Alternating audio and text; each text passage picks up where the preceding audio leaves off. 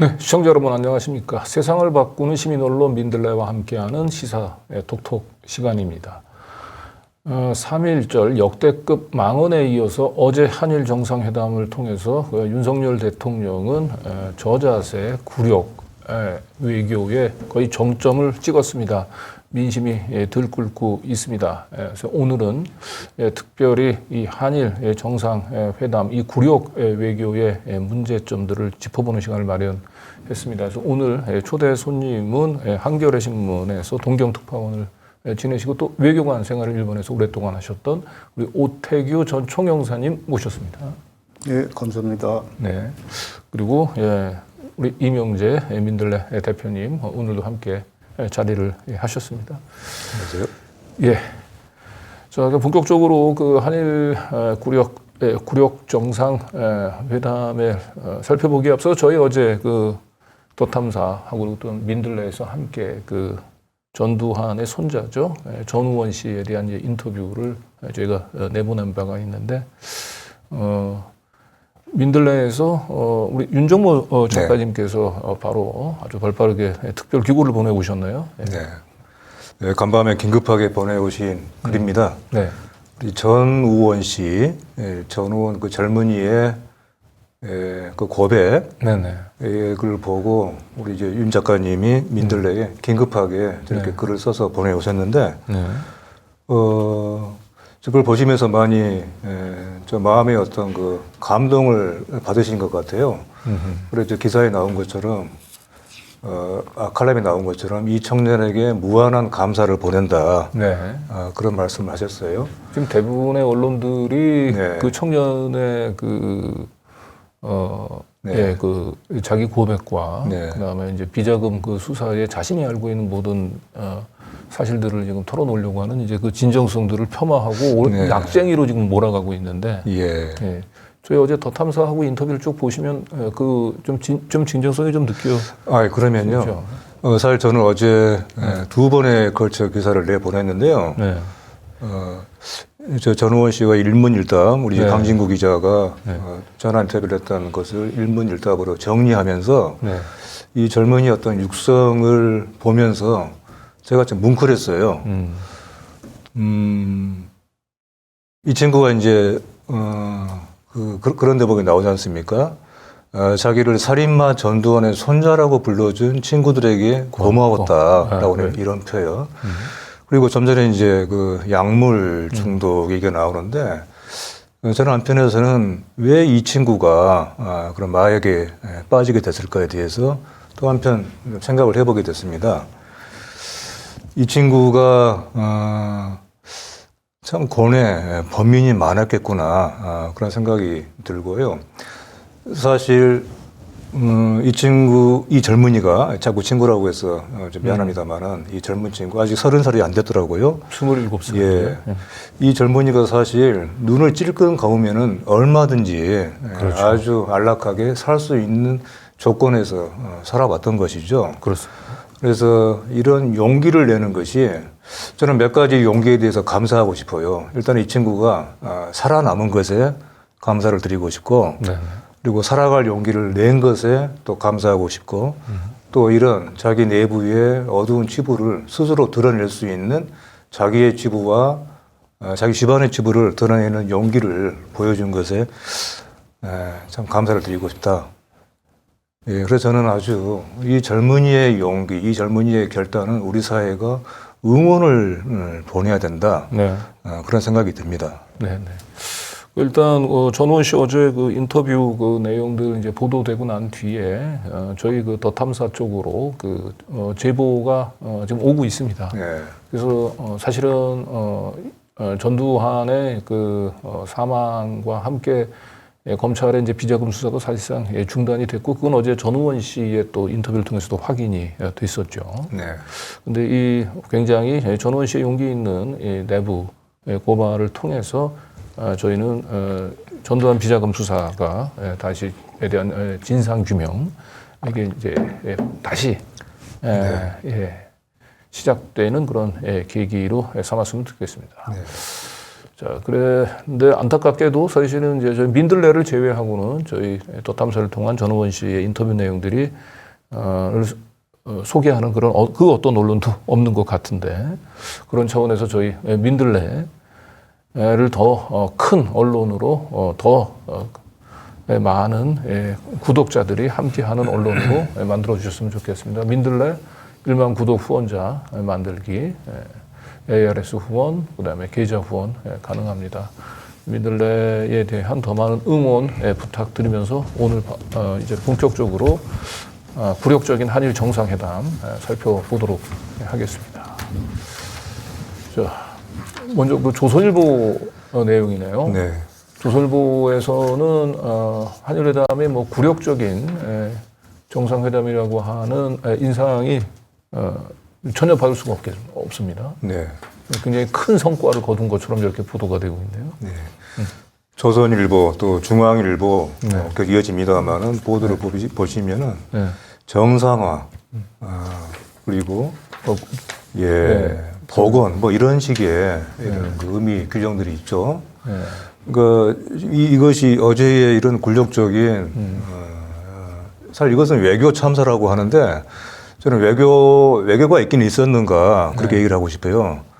그냥 단지 참사일 뿐이지 이것은 외교가 없는 외교라는 것을 찾아볼 수가 없는 그런 참사일 뿐이다. 그렇게 얘기를 해야 한다고 맞는데 조선일보와 중앙일보를 보면은 그야말로 찬사일색이지 않습니까? 네. 한번 일단은 예. 조중동 보도를 먼저 한번 좀 그러시죠. 살펴보고 얘기를 나눠볼까요? 예. 자, 요 보도가 이제 조선일보 네. 국빈급 의장대 사열 2차 친교 자리에서는 한 소주 1맥주 곁들여서 그리고요. 다음 중앙일보를 볼까요? 중앙일보는 역시 지소미아 복원의 의미를 부여했군요. 지소미아 셔틀 외교 복원을 제목으로 뽑았고요. 동아일보가 딱 조선일보나 중앙일보하고는 조금 좀 다르죠. 약간 보도 태도가 다르네요. 약간 차이가 있죠. 1. 징용 사과 계승 한 해법 호응 조치 언급하지 않았다는 내용이 나왔고요. 네. 그나마 일본에서의 어떤 한국 정부의 조치에 대해서 일절 반응이 없었다. 상응하는 조치가 없었다는 것을 최소한으로 언급을 하긴 했네요. 동아일보가. 사실 이것은 흔히 우리가 이제 얘기할 때 조선과 중앙 동아를 하나의 그룹으로 묶어서 조중동 그러지 않습니까? 그렇습니다. 이번 사안에 있어서는 특히 동아일보는 그나마 어떤 최소한의 지금의 이런 그 굴욕적인 외교에 대해서 참사에 대해서 최소한의 어떤 한 가닥의 그런 균형을 맞추려고 하는 시도를 하는 것이 아니냐 그런 좀 생각이 드는데 근데 이런 정도의 언급조차도 정말 특이하다고 봐야 될 정도로 오히려 조선일보와 중앙일보의 이것이 비정상인 것인데 마치 동아일보 이것이 조중동이라고 하는 어떤 하나의 그룹에서는 비정상인 것처럼 거꾸로 되어버리고 있는 것이죠. 네. 예.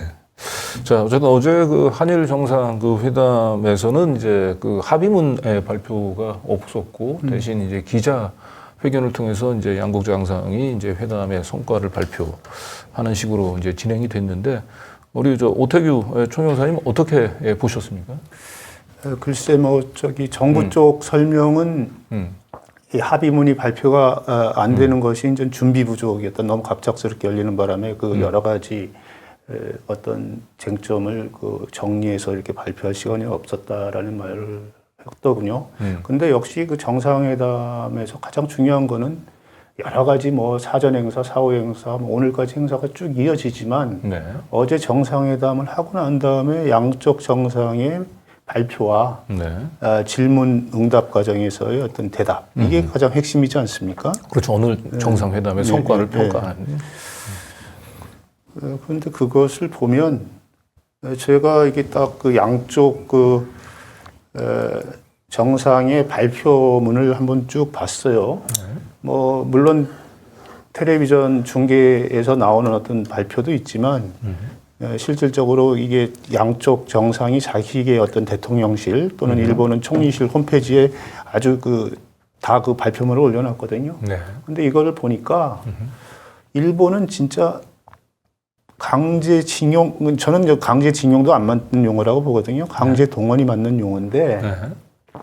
아예 강제징용이든 강제동원이 이런 말 자체를 아예 안 해요. 그 뭐냐면은 일본 그 홈페이지에 나온 용어가 뭐냐면은 구조선반도 출신 노동자 문제 이렇게 얘기를 하거든요. 그러니까 결국은 이게 그 한국 그 예전에 조선에서 건너온 노동자들의 문제지 이게 징용이다 강제다 뭐 이런 게 없다는 어떤 강력한 어떤 그 메시지죠.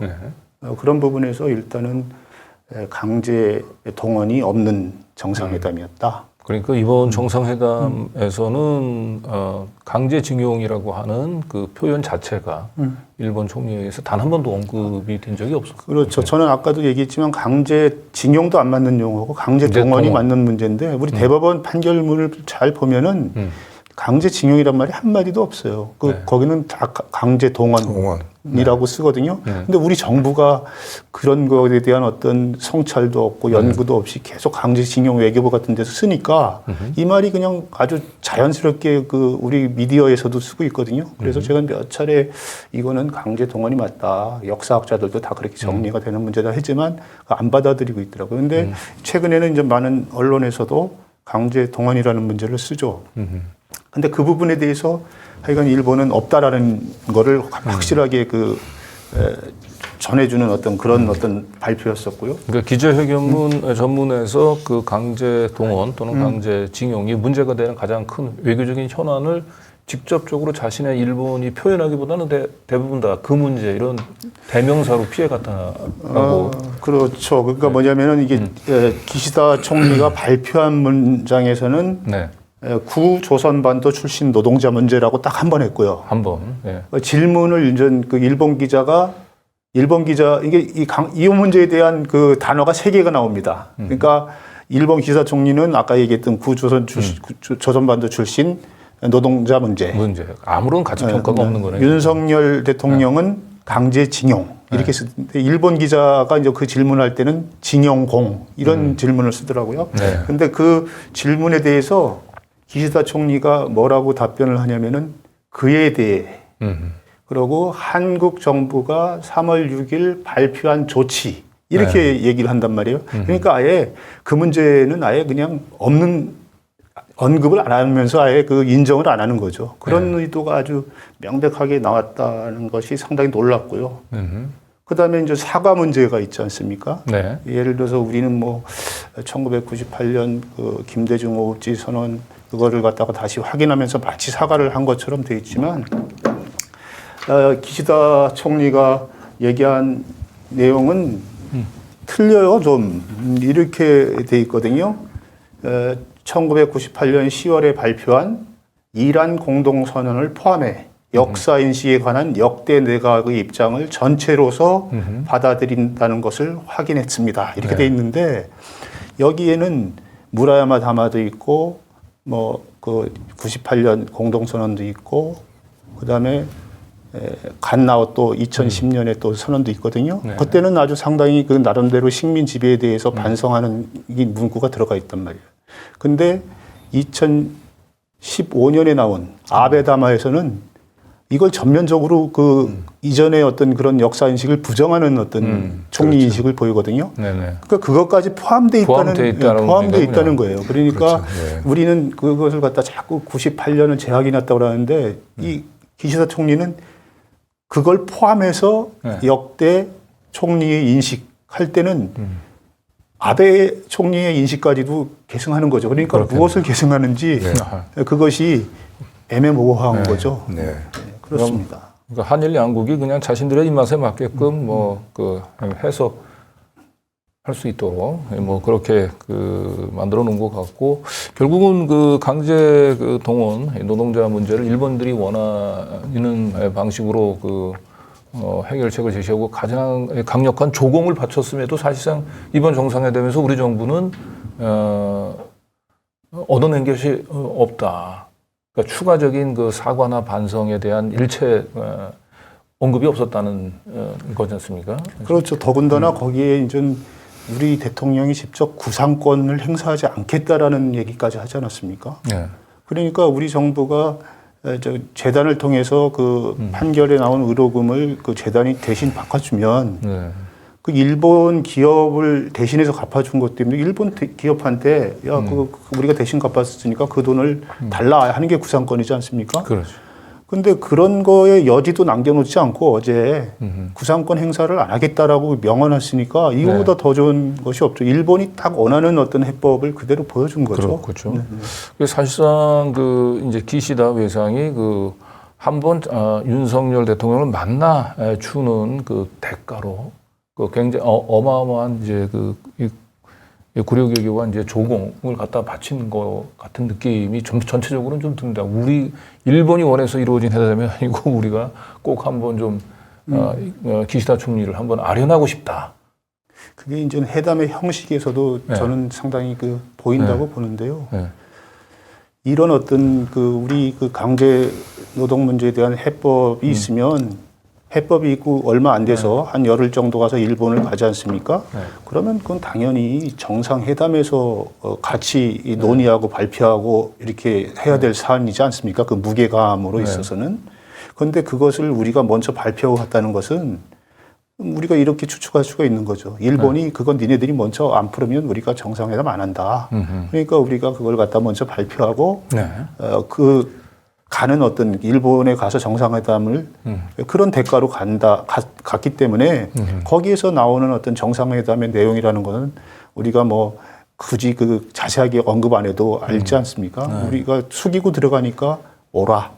와서 뭐 이것도 해줄게 저것도 해줄게 지금 나오는 것들은 사실 어떻게 보면은 그 강제 동원 노동 문제에 대해서 문제를 삼으면서 나왔던 문제이기 때문에 강제노동 문제를 일본이 원하는 대로 다 해줬기 때문에 뭐 지소미아 문제라든가 셔틀 문제라든가 아니면 수입 그 규제 문제라든가 이런 것들은 하나의 종속물이죠. 그러니까 종속물이죠. 그러니까 그거는 풀어주는 건 너무나 당연한 거고 네. 또 여기에서 나오는 것들이 이제 한일 뭐 청년 미래기금 뭐 이런 얘기가 나오는데 지금 청년들은요. 정부가 관여를 안 하는 게 훨씬 더 자유롭게 교류하고 하는 어떤 그런 분위기거든요. 그러니까 그런 것들을 정부가 지금 뭐 지원하고 뭐 한다는 것들이 이 시대 흐름하고 전혀 안 맞는 어떤 그 제도다 저는 그렇게 보거든요. 그냥 가만히 놔두면 됩니다. 저기 미래 청년들한테는 자기가 좋아하는 거 하게 놔두면 더 훌륭한 어떤 교류가 되지 않을까 저는. 네. 그리고 이번에 이제 한일 정상회담이 어떤 분위기 속에서 치러졌는지를 보여주는 한 장의 이제 사진이 있는데요. 네. 이 사진을 보면 이번 정상회담이 네. 어떤 배경성, 어떤 분위기 속에서 치러졌는지를 좀 시사하고 있죠. 예. 뭐랄까 좀 더 우리가 좀 뭔가 비슷한 느낌을 갖는 것 같아요. 네. 저는 저 사진을 보면서 저 사진 속에 이번 회담, 뭐 회담이든 환담이든 아련이든 간에 또 지금의 한일 관계, 또 한편으로는 지금 한국의 대통령이라고 하는 사람이 가지고 있는 저 인물의 어떤 여러 가지 측면들이 저 한 장의 사진 속에 많이 담겨 있다. 그런 생각이 들었어요. 저 사진은 얼핏 지금 어떻게 되어 있습니까? 한쪽 사람은 상당히 뻣뻣하게 앉아 있죠. 네. 다른 한쪽은 뭔가 고개를 숙이면서 앞쪽으로 술잔을 쭉 내밀고 있고 어떤가요? 아주 상당히 환한 미소 그러면서 아주 공손한 표정, 공손한 자세. 네. 저 표정과 태도에서 저런 표정을 사실 한국에서 자국의 국민들에게 저런 표정과 태도를 좀 본 적이 있었나요? 그렇죠. 보기 힘들죠. 그래. 억압적이고 짓누르고 뭔가 공격하고 마치 적으로 보듯이 예컨대 뭐 노조라든가 또 많은 시민단체라든가 또 정치적인 반대도 아니죠. 정치적인 경쟁자들에게 대하는 태도. 저것과는 상반되는 모습이지 않습니까?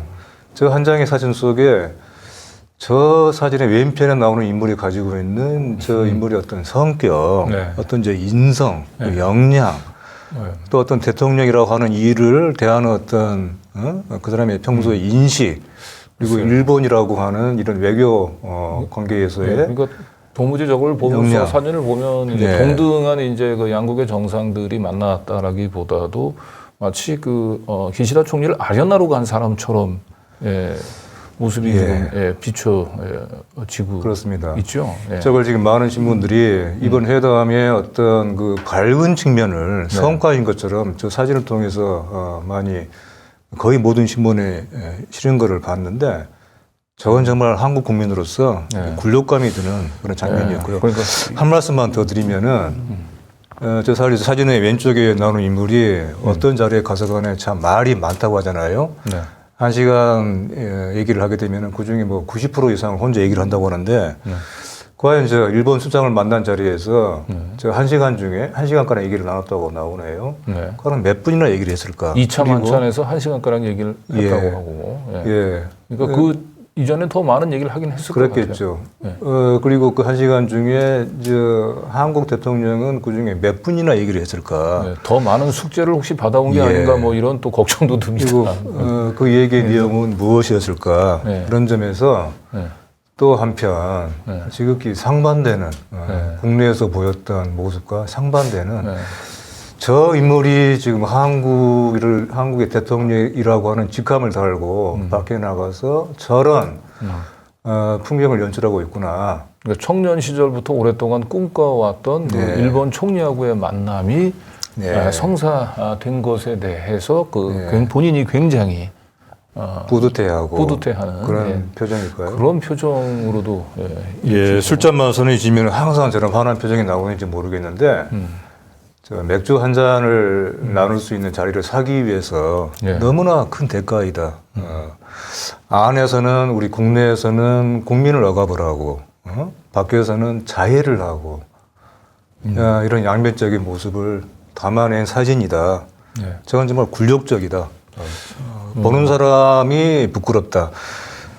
저 사진 속에 등장하는 인물 자체는 자신은 저렇게 밝은 표정을 짓고 있지만은 오히려 저런 것은 보는 사람으로 하여금 참 부끄러움을 들게 하는 그런 장면이다. 저는 이제 좀 약간 저 사진을 포함해서 이 맥락적으로 좀 이해를 하는 게 상당히 중요하다고 보는데요. 일단 우리가 작년 9월 달에 그 윤석열 대통령이 기시다 총리를 만나러 유엔에 가서 일본 유엔 대표부가 있는 건물에 쫓아가서 만나지 않았습니까? 그렇죠. 거기에 사정사정했죠. 태극기도 그 설치하지 않은 자리에 가서 매달리면서 지금 만났는데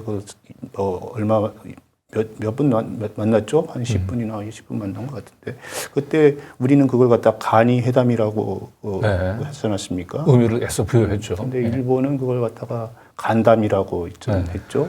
그 바이든과의 40초인가 1분인가요? 그 회담보다는 그래도 장시간 만난 것이죠. 그랬는데 이제 제가 말하고 싶은 거는 그때 그 굴욕을 줬던 기시다 총리가 지금 저런 식으로 이제 일본 말로 하면 오모테나시, 극진한 대접이 오모테나시라는 말로 표현하는데 그렇게 했을 때 과연 그것이 왜 저렇게 바뀌었는가? 그 부분을 우리가 잘 보여야 된다는 거죠. 그 부분을 이해하지 않고서는 요번에 어떤 회담 전체를 이해하기 힘들다. 그러니까 일본이 왜 이렇게 180도 바뀌었을까? 결국은 우리가 일본이 요구하는 거를 다 받아들였기 때문에 그렇게 됐다고 보는 거죠. 저는 그렇게 봐요. 만약에 우리가 우리 자존심, 우리의 체면, 우리가 요구하는 거를 다 우리가 얻고서 갔다면은 저런 것도 아름답게 보일 수 있어요. 오히려. 그렇죠. 그렇죠. 일본이 사과하고, 예를 들어 일본이 강제 동원 문제 인정하고, 보상하고, 이런 것들을 다 우리 성과로 가지고 갔다면은 뭐 더한 자세를 보여도 아름답게 보일 수 있는 거죠. 그런데 그걸 못하고 가기 때문에 저런 자세에서 더 굴욕적인 자세를 보이는 거 아니겠어요? 그래서 하여간 전체 우리가 이 사건을 어떻게 이번 한일 정상회담을 어떤 맥락에서 우리가 이해하느냐 상당히 중요하다 이런 말씀을 드리고 싶습니다. 오 선배님, 근데 지금 이제 일본 총리의 표정을 봐도 그렇지만은 일본 언론의 보도를 보면은 그런 분위기가 있다고 하던데요. 오히려 한국의 대통령이 이렇게까지 사정하고 굴종적인 모습을 보이는 것을 보면서 이래가지고 한국의 국민들의 반발을 과연 이겨낼 것인가, 괜찮을까, 우리 그런 걱정 아닌 걱정을 하고 있다는데 실제로 일본 언론에서 그런 보도가 좀 나오고 있지 않습니까? 그런 보도가 있기도 하고 또 그 전문가들도 우리가 너무 저기 많이 더 좋은 어떤 이보다 더 좋은 안이 없기 때문에 할 게 하나도 없다. 좀 걱정이다. 어떻게 한국에서 반발이 일어날까 이런 게 있거든요. 오늘도 제가 오기 전에 갤럽 여론조사를 한번 오늘 그 바로 나온 거 따끈따끈한 걸 봤더니 오히려 지지율이 1%인가 2% 전주보다 떨어졌어요. 윤 대통령이. 그러니까 그런 것들 보더라도 보통 정상회담을 하고 나면 올라가잖아요. 그러면도 이제 떨어지는 걸 보면 역시 한국의 어떤 여러 시민들이나 이런 사람들은 이 부분을 인정하지 않는 거죠. 그러니까 3.1절 망언 때부터 사실은 이제 지지율이 곤두박질 쳤는데 정상회담을 보고 나서 혹시나 했던 그 기대가 다시 한번 무너지면서 거기서 바닥을 친 지지율이 다시 한번 또 곤두박질을 친 것 같고, 근데 이 한일 정상 회담 이번에 2차 만찬 이렇게 차수를 변경해가면서 만찬을 하는 경우가 이게 보통 흔히 있는 일입니까? 저는 사실 기자할 때도 외교 취재를 열심히 했고 또 총영사도 또 하면서 이렇게 봤지만 같은 저녁이면 저녁, 같은 점심 저녁을 두 차례 한다는 건 처음 들어본 것 같아요. 예를 들어서 점심도 먹고 저녁도 먹고 오늘 점심 먹고 내일 점심 먹고 뭐 이런 경우는 있죠. 그러니까 이 때가 바뀌어서 점심을 먹는 수는 여러 번 먹는 수는 있어도 같은 저녁을 두 번 먹는다. 이거 사전에 우리 쪽에서 설명하기에는 밥을 두 번 먹는 건 아닙니다. 이렇게 먹는 건 아닐 겁니다. 이렇게 얘기를 했다던데 그거는 밥을 두 번 먹는 거가 그러니까 꼭 쌀을 두 번 안 먹었다라는 얘기밖에 안 되는 거 아니에요? 그렇죠. 이거 일본에서 한참 고학론법이라고 있었어요. 아베 총리 때인데 당신 밥 먹었냐 그랬더니 밥 안 먹었습니다. 빵 먹었습니다. 이런 식이죠. 네네. 그러니까 그런 식이랑 비슷한 어떤 건데 제가 볼 때는 이런 거는 사실 상당히 이례적이고 아마 앞으로도 정상 간에 이렇게 두 번씩 밥을 먹고 식사 저녁을 두 번 하고 이런 거는 없지 않을까 생각이 듭니다. 보통 내실 있는 정상회담이라고 얘기한다면 회담에 많은 시간들을 보통 할애하고 그렇죠. 그냥 만찬이라고 얘기하는 것은 이제 일종의 보여주기 이제 저런 행사인데 그만큼 이번 회담에서 사실은 우리도 얻을 것도 없고 일본도 내줄 것도 없으니 만찬을 두 번씩이나. 근데 이걸 가지고 이제 일부 언론에서는 두 번씩이나 했으니까 굉장히 일본 정부에서 극진한 대접을 한 것처럼 이렇게 보도를 하는데 어제 저희가 일부 보도를 했습니다만 일본 언론에서 이번 윤석열 대통령에 대한 이 초청 수준이 단계가 정상들 초청하는 건 제일 낮은 단계의 초청이었다 이런 보도가 있었더라고요. 예, 맞습니다. 그래서 우리 민들레에 독자분이 제보를 해오셨어요. 네. 언론에서 이번 방문은 국빈 방문 이렇게 얘기를 하는데 사실 아까 조선일보도 국빈이라고. 네, 그렇죠. 실무회담이었고 이번 방일에 드는 경비는 전적으로 한국 정부가 부담을 한다는 거였어요. 그러니까 모르겠는데 어제 보도를 보니까 일본 현지 언론 보도 보니까 국빈 방문이 있고 그 밑에 공빈 방문이 있고 그 밑에가 공식 실무 방문인데 여기는 그거보다도 낮은 실무 방문이라고.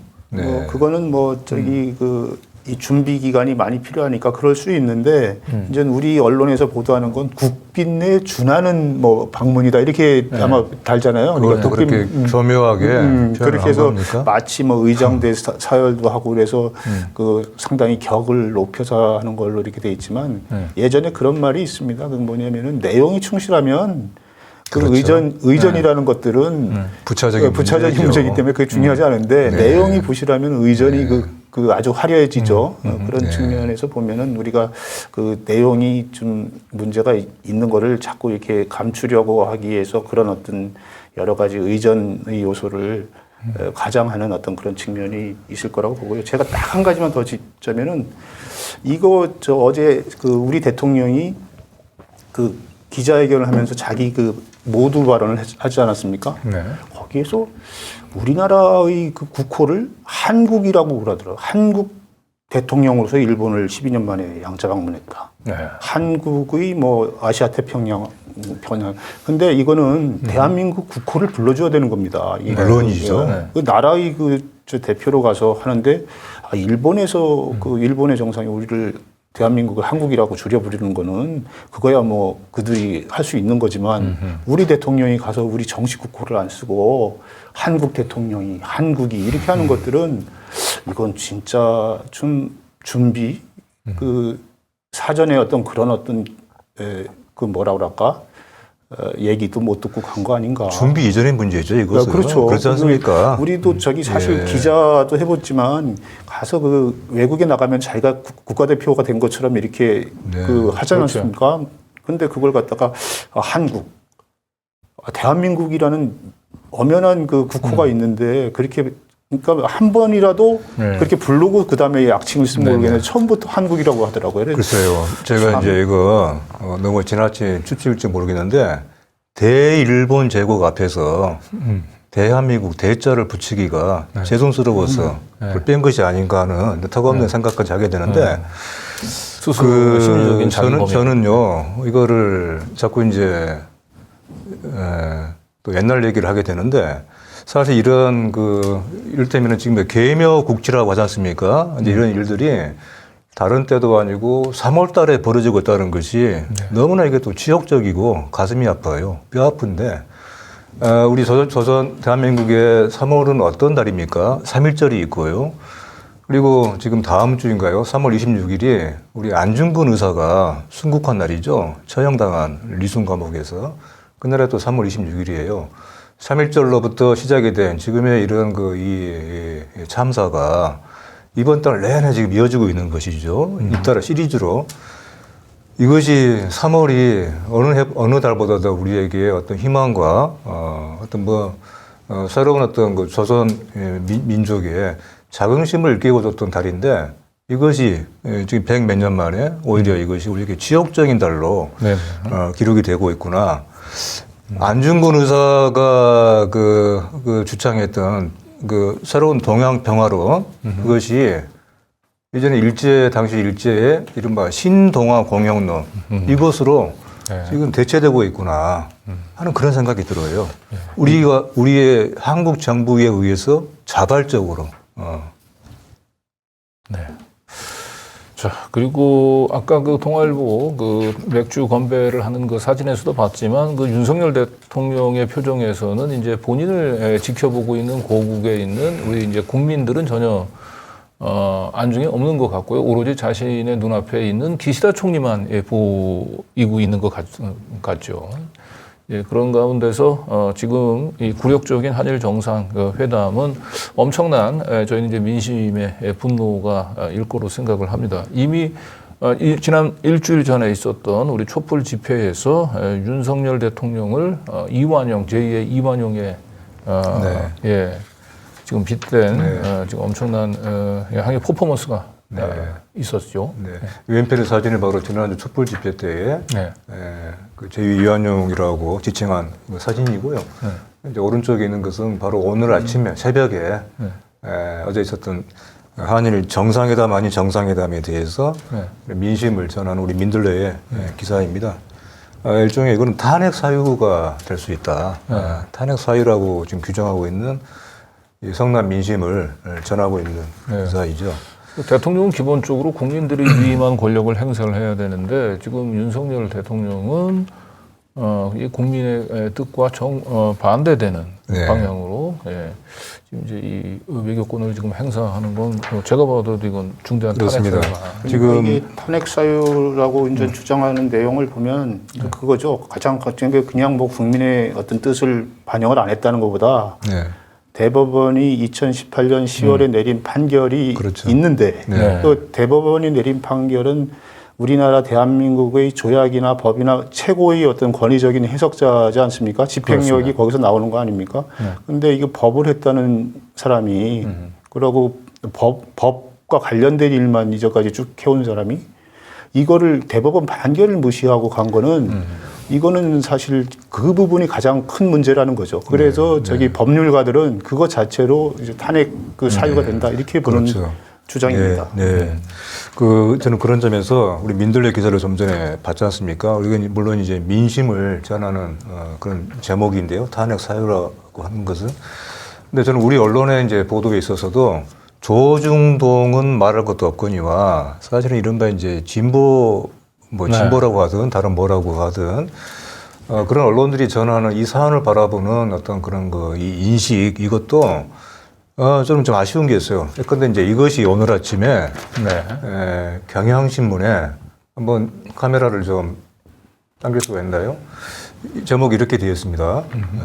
한일 정상 미래로라고 하는 제목이 있고 오른쪽에 과거사는 끝내 묻었다. 과거사라고 자꾸 얘기를 해요. 그러니까 미래와 과거의 어떤 이런 대결로. 근데 사실은 묻어버린 것은 과거사가 아니라 미래입니다. 네. 미래를 묻어버린 다시 거예요. 한번 천천히 한번 좀 잡아주시죠. 이게 경향신문 기사인데요. 한일 정상 미래로 과거사는 끝내 묻었다. 그나마 비판적인 논지에 이런 지적을 했지만은 이것을 자꾸 미래와 과거의 어떤 대립으로 이렇게 보는 거, 사실 이것은 좀 불충분하죠. 결코 이게 과거의 문제가 아니다. 지금 현재의 문제이고 미래의 문제이다. 상당히 그런 인식에 있어서의 좀 상당히 아쉬움이 드는 그런 논조이고 인식입니다. 네. 그러니까 미래와 현재와 과거가 사실은 서로 떨어져 있는 게 아니잖아요. 그러니까 자기가 미래로 어떻게 나가느냐에 따라서의 이제 현재가 어떻게 살아야 되는지가 규정이 되고 그러면 과거의 그 일들이 이제 어떤 식으로 평가할 것인가가 또 정해지는 거기 때문에 사실은 이게 미래하고 과거를 지금 우리 이 대표가 얘기했던 대로 최근에 이 정권이 자꾸 1998년 김대중 오부치 공동선언을 자꾸 파는데요. 우리가 지금 하는 것이 제2의 김대중 오부치 공동선언과 같은 전혀 왜곡하고 있는 겁니다. 그렇죠. 왜곡을 시키고 있는 거. 저기 98년 선언의 핵심을 딱 한마디로 하면은 과거 즉시 미래 시향입니다. 그렇죠. 과거를 반성하지 않고 미래로 나갈 수 없다는 거를 둘이 양 정상이 합의한 건데 이번에는 과거 즉시 했습니까 일본이? 오히려 저기 아까도 얘기했지만 구 조선반도 출신 노동 문제 아닙니까? 그 과거에 대해서 전혀 인정을 안 하는 상황에서 우리가 미래를 얘기한다는 건데 저는 이건 미래가 이런 식으로 해서 밝은 미래가 나올 수가 없죠. 그러니까 일본이 그 부분에 대해서 자기네들이 승리했다고 할 수 있겠지만 결국은 이것이 일본의 미래에도 발목을 잡는 거다. 한국뿐 아니라. 그렇죠. 그런 인식을 좀 해야 되지 않을까 생각이 듭니다. 세계를 그러니까 자기 경제력에 맞는 세계의 어떤 선도국가, 지도국가, 이전에 보통 국가가 되는데도 일본의 지금 과거에 대한 직시가 없는 것이 결정적인 그렇죠. 장애 아니겠습니까? 그런 점에서라도 사실은 진정한 한일 우호 설리를 위해서라도 이번에 이런 한국 정부에 의한 이런 굴욕적인 조치는 일본을 위해서도 후퇴하는 것이죠. 그렇죠. 네. 그렇습니다. 결국은 이제 지금 역대 그 정부의 인식을 계승하겠다라고 얘기를 했습니다만 오부치 회담의 정신을 계승할지 아니면 아베의 그런 군국주의적인 인식들을 계승할지 지금 이번에 한일 정상회담 발표로는 우리는 알 수가 없는 거지 않습니까? 근데 저기 기시다 총리가 발언한 걸 보면 아베 인식을 계승하는 거죠. 그렇죠. 왜냐면은 아까도 얘기했지만 구조선반도 출신 노동자라는 용어를 만든 사람이 아베 총리거든요. 그렇게 써라. 앞으로는 그렇게 써라라고 지시를 하고 직접 자기가 써왔던 사람이 아베 총리였었고 아베 총리 그런 뜻을 충실하게 지금 인식하고 계승하고 있는 사람이 기시다 그렇죠. 총리거든요. 그렇죠. 그러니까 전체적으로 우리가 볼 때는 과거 총리의 인식을 계승한다 할 때는 오히려 아베 인식과 더 가까운 거 아닌가. 근데 우리는 자꾸 그걸 갖다가 제일 거기에서 뭐라고 할까 사람들한테 좀 인기가 있다고 할까 인기 상품인 98년 김대중 오부치 선언만 자꾸 하는 거죠. 그거는 DJ에 대한 김대중 대통령에 대한 모독이죠. 지금 무덤에 있는 DJ 김대중 대통령이 벌떡 일어날 일입니다. 그래서 98년의 내용이 과연 어떤 의미를 갖는가를 우리가 다시 한번 공부를 하고 그걸 갖다가 살펴보는 어떤 그 자리가 있어야 된다고 봐요. 왜냐하면 그것이 없이 그냥 껍데기만 갖고 자꾸 그렇죠. 이거의 계승이다 이렇게 얘기를 하는 것들이 얼마나 잘못됐는지. 그걸 봐야 될 예. 것 같습니다. 어쨌든 뭐 미래로 나가기 위한 이제 그 보편적 가치를 공유한 이웃 국가로서의 일본의 정상화를 얘기를 합니다만 과연 아베 총리의 인식을 계승을 하고 있는 총리하고 과연 보편적 가치를 공유한 이웃 국가로서의 협력이 가능하겠냐, 사실 이제 이런 근본적인 의문이 들지 않을 수 없고요. 여기서 잠시 우리 오태규 전 총영사님 어떤 분인지 잘 모르신 분들을 위해서 오소카 총영사의 천일 이런 책을 펴내셨던 분입니다. 그래서 정말 일본에 대해서는 아주 오랫동안 직접 한 번은 특파원으로, 한 번은 이렇게 직접 외교관으로서 아주 오랫동안 일본에서 활동을 하셨던 분입니다. 뭐 우리 이명재 대표님 추가로 우리 오태규 전 총영사 네, 예. 소개. 그러니까 이제 일본에 대해서 이론과 실제를 겸비하셨죠. 네. 이제 일본 한일 관계 전문가이기도 하시고 네. 또 그 이전에 30년 동안 언론인으로서 특히 이제 한겨레 신문에서 한겨레 창간 때부터 한겨레와 역사를 함께 하셨던 그런 분이시죠. 지금 우리 민들레에 칼럼을 또 통해서 그렇죠. 민들레 독자들과 만나고 계십니다. 네, 그동안에 그래서 민들레 사실은 칼럼을 통해서 우리 오태규 전 총영사님이 이제 어떤 좋은 글들을 좀 보내보시는지 한번 좀 살펴볼게요. 예. 예, 이게 대일 항복선언을 대승적 결단으로 포장한 정신승리법. 요거는 아마 윤석열 대통령의 그 3.1절, 친일절, 3.1 친일절 망언을 좀 비판하셨던 하신 칼럼 같아요. 요거는 그 3월 6일에 발표된 이거 3월 그 6일 강제동원 해법. 해법이군요. 네. 예.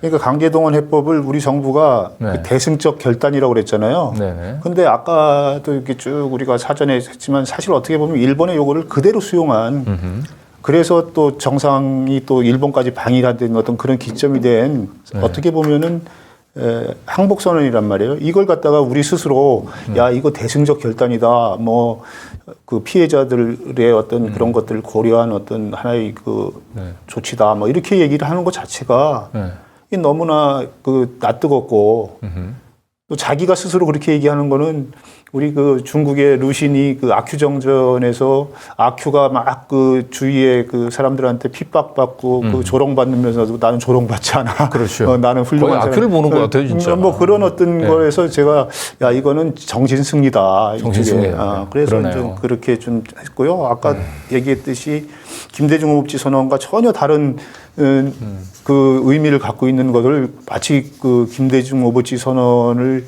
그 계승해서 하는 것 마냥 이렇게 또 우리 정부가 포장을 하고 있단 말이에요. 네. 또 이게 예전에 그 이제 박근혜 그 정권 때의 그 위안부 그 문제에 대한 그 합의에 비해서도 그 너무나 그 굴욕적인 해법이라고 볼 수가 있겠죠. 그거를 그냥 단순 비교하면은 그 위안부 합의는 100점이죠. 오히려. 오히려. 아니 보세요. 그 거기는 저기 그 위안부 문제에 대한 그 강제 동원에 대한 어떤 강제 연행에 대한 책임을 인정하고 일본 정부 책임을 인정하고 그 책임을 인정하죠. 총리가 사죄를 한다는 그 표명을 했고 그다음에 돈까지 일본 정부 돈으로 10억 엔을 냈잖아요. 그렇습니다. 그러니까 지금은 그 세 가지 중에 뭐 한 가지라도 했습니까? 그것만 봐도 그 저기 이번 거는 뭐 뭔가 내놓을 수가 없는 수준이죠. 네. 그 내가 예전에 그 어디죠? 싱가포르인가에 한번 갔을 때 보니까 거기 싱가포르에서 일본군이 이제 그 연합군 그 사령관 한 명을 이렇게 그 포로로 잡아다가 그 거기서 이제 그 뭐 이렇게 합의문을 쓰는데 그 연합군 사령관이 이제 와가지고 이제 몇 가지 이제 그 저기 그 합의 사항들 딱 펼쳐놓고 근데 이제 그 연합군 사령관이 미 사령관이 요거는 좀 이렇게 고쳐달라고 얘기하는데 그냥 고압적으로 거기서 그냥 무조건 예스가 노가 해가지고 전부 예스라고 다들 그냥 서명하지 않으면은 봐주지 않을 것처럼 해가지고 굴욕적으로 다 이렇게 거기 이제 합의문에 이제 전부 다 일본 정부 요구한 걸 이렇게 수용한 그런 동영상이 있더라고요. 일본 정부 입장에서는 굉장히 그 자랑스러운 자신들 역사의 한 페이지였는데 지금 말하자면 그 비슷한 형국인 것 같아요. 박근혜 정권 때 우리가 그렇게 굴욕적이라고 얘기했던 위안부 합의 비교해서도 우리 정부는 모든 걸 다 단 하나라도 우리의 입장을 반영한 이게 없는. 예. 그러니까 우리는 자꾸 그 대승적 결단이다, 뭐 네. 이게 어쩔 수 없다, 뭐 국제 환경을 하기 때문에 이런 것들을 어떻게 양보하는 게 맞다 이런 식으로 자꾸 포장을 이제 하는데 제가 그런 표현을 한번 써봤어요. 아무리 금박지 은박지로 그 화려하게 포장을 해도 그 안에 있는 내용이 진흙탕으로 만든 거면 결국은 그게 바뀌냐 안 바뀌거든요. 그러니까 포장을 잘하는 게 중요한 게 아니라 내용을 잘 만드는 게 중요하다. 그런 면에서 참 그 누구 말대로 참 뭐라고 할 수가 없어요. 뭐라고 이건 참사라고 얘기하기도 좀 힘든 그런 수준이 아닌가. 그러니까 일부에서는요 한국의 어떤 이런 어떤 지금 대통령이 그 일본의 논리를 그대로 받아들이잖아요. 그러니까 식민 지배가 합법이라는 걸 받아들이는 거거든요. 결국 그 식민지 시대의 인식으로 돌아간 거예요. 그러니까 이제까지 한국 정부는 아무리 그 우파적인 정권이든 진보적인 좌파적인 정권이든 어느 정부도 식민 지배가 합법적이다. 강제 동원이 그 불법으로 자행됐다는 거를 주장해왔지 그걸 인정한 그게 합법이라고 인정한 사람은 하나도 없거든요. 그냥 단지 2018년에 판결이 중요한 거는 그런 어떤 말 수준의 어떤 그 주장을 법 수준의 그 강제력 있는 어떤 주장으로 만든 거죠. 그렇기 때문에 이 부분이 상당히 중요했던 건데 그 부분을 그냥 허물어 버리고 다시 식민지 시대의 인식으로 돌아가는 어떤 그런 느낌이어서 좀 참담해요. 제가 볼 때도 이거 일본 문제를 쭉 봐왔던 사람 입장에서 이걸 어떻게 표현할까 진짜 뭐 이런 생각이 듭니다. 네. 자, 그리고 그 3.1절 기념사에 대해서도 그 친일 본색을 드러낸 윤석열 정권 초 3.1절 기념사 이렇게 비판을 해주셨는데 이게 강제 그 징용 해법 조 3.1절 기념사가 나올 때만 해도 저 때는 이미 이제 어느 정도 예고가 됐었죠. 저런 방식 강제 징용 해법이 나올 거라고. 그렇죠. 저게 하나의 어떤 신호탄이라고 볼 수 있었죠. 제가 저거를 그 바깥에 이렇게 가면서 이렇게 알게 됐는데요. 거의 이게 처음에 그 내용이 너무 적어서 무슨 요약본을 그냥 낸 거 아닌가 이렇게 생각이 들었는데 그렇지 않더라고요. 1200자, 300자 수준이거든요. 그러니까 우리 보면은 원고지 한 6장 정도 분량이겠죠. 이런 적이 없었어요. 3.1절 기념사는 상당히 중요한 어떤 대통령의 어떤 대일 메시지, 대북 메시지, 그리고 국제 관계, 그리고 우리 국민에 대한 어떤 대내 메시지도 있고 해서 제가 이제 총영사 했을 때 일본에서는 3.1절하고 광복절이 상당히 중요하지 않습니까? 그래 거기 동포들 민단이나 이런 데서는 항상 3.1절 광복절을 되면 그 당일날 기념식을 해요. 기념식을 하면 제가 가서 대통령 그 기념사를 아니면 경축사를 대독을 하거든요. 이게 되게 제가 볼 때는 30분 정도 그 대독을 한 것 같아요. 20분에서 30분. 이번은 한 5분 정도 분량밖에 안 된단 말이에요. 그 양이 처음에는 양이 너무 적어서 너무 그 당황스러웠죠. 근데 양이 적어도 내용이 좋으면서는 좋다고 봐요. 그렇죠. 게티스버그 연설이 200 몇 단어로 돼 있잖아요. 77자 단어인가 270개 정도라고 하죠. 근데 그거는 진짜 내용이 빵빵하지 않습니까? 그렇죠. 지금도 막 우리가 영어로 이렇게 한번 외워보려고 하는 정도로. 근데 이거는 내용 자체도 너무나 그러니까 아까 제2의 이완용 이런 게 나오는 것들이 결국은 이완용의 역사인식과 똑같은 역사인식을 보여주는 거예요. 우리가 준비를 잘못했고 실력이 없기 때문에 이게 당했다. 그런 얘기가 그 대통령 기념사에 나온다는 걸 좀 경악을 했어요. 근데 이제 현재 있는 그 총영사들이 이제 그 교민들 앞에 놓고 이렇게 3.1절이나 그 광복절 때 이렇게 대통령의 기념사를 이제 대독을 해줬다고 얘기하는데 이번에도 그 일본에 있는 이런 총영사들이 과연 교민들을 참석한 가운데 그 공식 행사에서 이런 대통령의 뜨거운 기념사를 대독을 할 수 있었을까? 아마 행사가 다 있었으니까 아마 했을 겁니다. 일본은. 일본은 그게 아주 전통적으로 관례적으로 하는 행사이기 때문에 다 했을 거고 그 대신 행사가 짧게 끝났겠죠. 일찍 끝났겠죠. 야, 참. 그리고 문제는 이제 이 3.1절 기념사가 나오기 전까지는 강제징용 이런 식의 해법에 대해서 외교부 내부에 있는 관료들도 끝까지 반대를 했었다. 이제 이런 얘기들도 나오긴 하더라고요. 그런데 결국 그런 외교부 내부의 반발을 대통령이 직접 3.1절 기념사를 통해서 그냥 다 진압을 해버렸다. 뭐 이런 분석의 기사도 나오고 그랬어요. 저도 그 기사를 봤어요. 근데 그 기사를 보면서 아 그렇구나. 그랬기 때문에 이렇게 나왔구나. 이런 생각이 들더라고요. 그리고 또 요번에 요미우리 저기 신문 인터뷰를 보면은 이 아이디어가 그 본인의 아이디어라는 걸 얘기를 하잖아요. 근데 그것도 웃겨요. 그 뭐냐면은 그 우리 그 외교장관이 그 발표할 때는 다 그 전문가하고 그 피해자들의 의견을 수렴해서 만든 아니라고 이렇게 얘기를 했는데 대통령은 요미우리 그 저기 그 방일하기 전에 그 인터뷰하면서 이거는 내 아이디어다 이렇게 얘기를 하니까 수렴을 안 한 거죠. 그러니까 그렇게 해서 의회에서 한 거고 저도 뭐 의안부 때 그 TF 해서 위원장 하면서 이렇게 검토를 쭉 해봤지만 최소한도 이런 어떤 문제를 다루는 외교부의 어떤 전문 관리들은 그래도 최소한도 끝까지 뭔가를 해내려고 하는 어떤 그런 것을 가지고 있죠. 그 관리들이 그게 그 엉터리가 아니지 않습니까? 그렇죠. 그런 사람들 얘기를 들으면은 이 정도까지는 안 나왔을 거라고 저는 봐요. 근데 이제 그 뭐 목표를 딱 정해놓고 그러니까 예를 들어서 방일 언제 방일 언제 어디 미국 방미 그다음에 또 그 5월 달에 어디 뭐 이전에 문제를 끝난다고 목표를 설정해 놓고 막 밀어붙이면은 그런 어떤 전문가들이나 이런 어떤 그 비판하는 사람들의 목소리가 안 들리는 거죠. 그런 거에서 나오는 어떤 대표적인 어떤 참사가 아닐까 이런 생각이 좀 듭니다.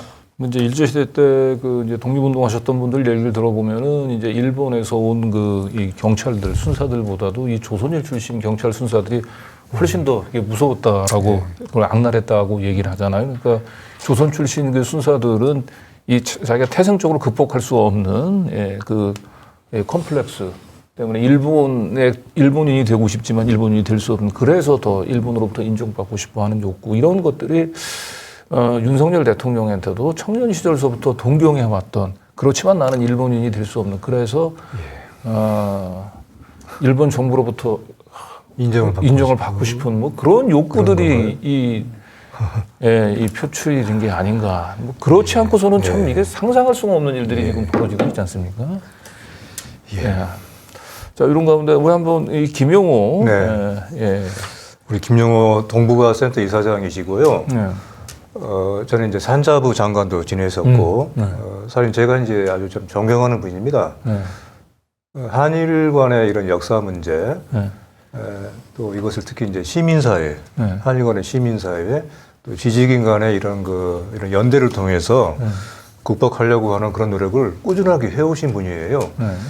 대표적인 것이 지난 2010년이었습니다. 한일 강제 병합 100년 때 그때 강제 병합 자체가 이거는 국제법적으로 위반이었다. 그러니까 병합 자체를 실질적으로 무효화시키는. 이제 그 전까지는 병합의 불법성을 지적했다면은 선언적으로, 근데 이것을 실질적으로 이거는 불법이었다 하는 것을 한일 간의 지식인 1000명의 선언을 이끌어내는데 주도적인 역할을 했고요. 이제 그 후로도 꾸준하게 이와 같은 활동을 열심히 해오셨는데 이번에 그 3월 6일에 그 강제동원 조치를 보고 이것은 과거를 벗으려다 대래 더욱 스스로를 갇히게 했다라고 하는 제목으로 나오지만은 이거는 오랫동안의 공든탑을 무너뜨리는 폭거이다. 그렇게 말씀을 민들레 지면을 통해서 이렇게 얘기를 하고 계시죠. 그래서 아주 평소에 참 말을 신중하게 하고 점잖게 하는 분인데 이 말 속에 아주 그 자제 속에서도 말이 아주 그 어떤 격분, 격앙, 분노가 담겨 있습니다. 그래서 사실 기사 속에는 그런 말도 있어요. 한국의 외교부 관리들 정말 한 대 갈기고 싶다 이런 표현을 농담 비슷하게 했는데 그만 우리 오태규 선배가 말씀하시기로는 이제 외교부 관리들은 끝까지 저항했다라고 얘기를 하셨지만은 또 이제 좀 저항하다가 굴복해버린 그런 점도 같이 있었죠. 그래서 우리 외교부의 의지 부족, 또 실력 부족이 또 이번에 같이 드러난 것인데 자기가 뭐 반대했다는 이유로 뭐 이제 역사에서 면피를 받을 수는 없죠. 그렇습니다. 같이. 예. 예. 최소한의 여기에 대한 어떤 뭐랄까 뭐 양심선언까지는 아니더라도 용기 있는 발언이 나와야 될 일이죠. 네. 이 김영호 이사장님 이 칼럼에서 저게 이제 논역에 부분이 이번 외교 조치는 사법부에 대한 쿠데타다라고 하는 표현들. 그렇죠. 네. 그리고 사실 윤석열 정권 자체가 그 2019년도에 조국 전 장관 수사 때부터 사실 적법한 대통령의 그 인사권들을 부정을 하고 자신의 뜻을 관철시키기 위해서 검찰의 수사권들을 사실 불법적으로 동원한 그때부터 시작된 검찰 쿠데타로 정권을 잡아서 이제 대법원에서 이미 그 판결이 내려진 그 부분들까지 삼권 분립을 이제 무시하고 그러니까 이건 사실상 이제 2차 쿠데타로도 볼 수 있을 것 같습니다. 이분 말씀의 결론은 이겁니다. 이게 제목에 나오지만은 한국 정부에 의한 이런 폭거, 퇴행을 막는 것은 5천 만에 스마트 민들레 시민사회가 그 희망이다. 이런 말씀을 마치 결론처럼 또 주문처럼 말씀을 하셨죠. 거의 느낌상 뭔가 그 5.16 쿠데타로 정권을 잡고 난 뒤에 그러고 난 뒤에 국가 최고 재건회의를 해서 모든 다 국가의 정상적인 기능들을 다 무력화시켰던 군인들이 걸어갔던 길들 이제 검사들이 그냥 그렇게 걸어가는 게 아닌가 그런 생각까지 듭니다. 저는 이 사안을 보면서 우리나라 사법부가 어떻게 반응할까 이게 상당히 궁금해요. 그리고 그 뭐 사법부는 흔히 그 판결만 말한다 이렇게 얘기를 하고 기자는 뭐 흔히 기사로만 말한다 이렇게 하지만 그것도 사실 어떻게 보면 틀린 말이라고 봅니다. 왜냐하면 사법부가 현직 그 사법부만 있는 것도 아니고 그 사법부에 몸담았다가 이제 그 일반 시민이 된 사람도 있을 거고 이런 부분에 대해서 사법부로서 어떻게 보고 있는지에 대해서 저는 목소리를 내야 되는 거 아닌가 이런 생각이 듭니다. 그럼 뭐냐면 자기들이 내린 판결에 대해서 행정부가 이렇게 완전하게 그 뭐라 그럴까 유린을 한 어떤 사안인데 사법부는 그냥 우리는 판결로만 말한다 하고서 가만히 있느냐고요. 나는 그렇습니다. 그 부분이 가장 또 하나의 그 우리가 봐야 될 중요한 어떤 포인트가 아닌가 이렇게 생각이 듭니다. 이번에 우리 이제 박대웅 기자가 이사장으로 있는 그 RTV에서 그 수리남 시리즈를 하고 있는데요. 그래서 시민들의 자발적인 이제 후원금을 통해서 공익 소송을 진행을 하는데 어제 이 강제징용 그 해법 대법원 판결을 무시한 이 강제징용 해법과 관련한 이제 공익 소송을 이제 진행하는데 많은 시민들이 이제 후원을 해줘서 지금 이제 그 변호사들이 그걸 이제 헌법재판소의 이 대법원 판결을 무시한 이 강제징용 해법을 한번 헌재의 판단을 받아보겠다. 그 방안을 지금 추진할 것 같습니다. 한번 진짜 이거는 좀 주목을 좀 해봐야 될 부분인 것 같은데. 자, 그리고 사실은 일찍이 우리 민들레에 일반 시민 독자들이 의견을 주셨는데 정확하게 지금의 사태를 예견하셨던 글인 것 같아요. 그렇습니다. 결과적으로 그렇습니다. 이게 아마 작년 12월, 올해 1월에 실린 우리 민들레 들판이라고 하는 시민 발언대에 실린 독일의 교민이세요. 저분이 보내준 글인데 독도는 일본 땅이라고 하는 일본 지인이 있는데 앞으로는 이런 얘기를 더욱더 당당하게 얘기를 하겠구나. 그런 마치 예언과 같은. 근데 지금 이게 결코 어떤 결코 근거 없는 예언이 아니게 되는 상황으로 실제로 앞으로는 이렇게 될 수가 있어요. 오히려 한국 국민들이 일본인을 만날 때 독도는 우리 땅이라고 하는 얘기를 할 때 눈치를 봐야 되는 상황이 올 수도 있다. 결국 이번 그 한일 정상회담에서도 독도 영유권 분쟁과 관련해서 뭐 윤석열 대통령이 이런 국민들의 우려를 뭐 불식시키는 그런 조치들은 없었던 것 같고 외려 거꾸로 저쪽 그런 얘기를 했죠. 독도에 대한 영유권 주장하는 것을 뭐 이해한다. 그런 말을 영유권을 주장하는 걸 이해한다는 게 아니라 일본의 그 안보 강화, 적기지 능력 어떤 그 타격 능력을 하는 거 이런 것들을 인정한다는 건데 결국은 그 안보 문서에 독도는 자기네 땅이라는 것이 명기가 돼 있으니까 이제 간접적으로 그런 얘기가 나오는 거라고 보고요. 일단 여기서 지금 제일 우리가 심각하게 봐야 될 문제는 이와 관련해서 독도와 관련해서는 지금 한미일 합동 군사훈련을 독도 인근에서 하지 않습니까? 네. 그렇죠. 그러니까 이거 예전에는 전부 다 이전 정권에서는 다 저기 제주도 남쪽 바다에서 했거든요. 그러니까 독도가 아주 예민하지 않습니까? 저 영유권 분쟁이 되어 있는데 우리 한국의 경비대가 가서 들어있는데 그 근처에서 하면은 이미 우리가 한번 경험 뭐라 그럴까 갈래를 만들어주면 차곡차곡 그 다음에 우리가 거기서 하면 안 된다라고 하기 힘들어지지 않습니까? 이런 면에서 우리의 어떤 영유권 문제에도 상당히 영향을 주는 어떤 네. 행보다, 네. 움직임이다. 그 부분에 대해서 우리가 최소한도 우리도 뭐라 그럴까요? 레드라인이라는 게 있지 않습니까? 네, 그렇죠. 맞아요. 레드라인이 없어진 거죠. 네. 독도는 우리 땅이라는 레드라인이 네. 우리 스스로 없애버리면 안 되죠. 그러니까 이런 레드라인을 다른 사람도 아니고 대통령이 스스로 이런 레드라인을 넘어설 거라고는 우리가 상상을 할 수가 없었는데 이제는 윤석열 대통령은 뭐든지 다 상상을 초월하는 뭐든지 가능한 불확실성의 시대로 만들어 놨습니다. 그래서 독도는 이제 더 이상 대통령을 보고 우리가 있을 수는 없고 국민들이 또 나서야 되는 이런 비극적인 상황이 연출이 된 것 같고요. 자, 최근에 굉장히 또 뜨겁게 하는 역시 독일에서 교민이 보내오신 글을 우리 민들레 들판에 네. 실었었고 다시 한번 이제 독일의 함부르크 총영사가 네.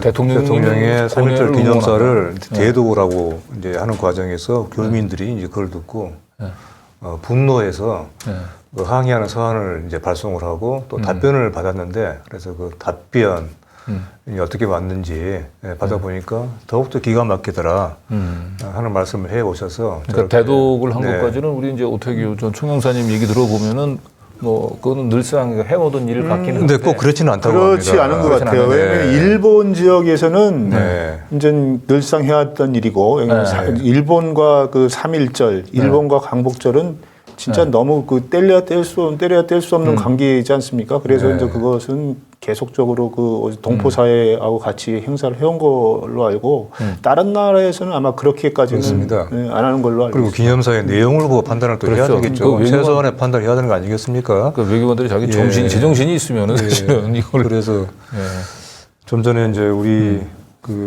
김용호 이사장께서 말씀하신 것처럼 스마트 5천만 스마트 민들레들의 이런 비판과 이성이 희망이다라고 하는 말씀을 해 오셨는데 이렇게 한편에서는 뭔가 역사가 한국 사회가 퇴행되고 있지만은 이런 시민들의 비판과 이런 또 합리적인 이런 성찰 또 이런 그런 행동이 또 한편 나타나고 있다. 그것을 국내도 그렇지만은 국외에서도 이렇게 분출하고 있다는 것을 보여주는 장면이어서 이렇게 소개를 해드리고 싶었네요. 어쨌든 윤석열 대통령과 이런 외교관들의 일단 망언으로 지금 민심들이 끌어오르고 있는데 잠시 여기서 광고로 조금 좀 열기를 좀 식혀 잠시 조금 숨고르기를 좀 해보도록 하겠습니다.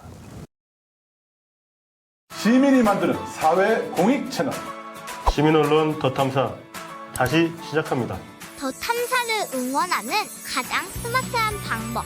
저렴한 가격, 전 제품 무료 배송, 더 탐사몰을 이용해주세요. 쇼핑이 후원이다. 더 탐사몰. 하지 마. 쇼핑이 후원이다. 쇼핑이 후원이다. 더 탐사몰.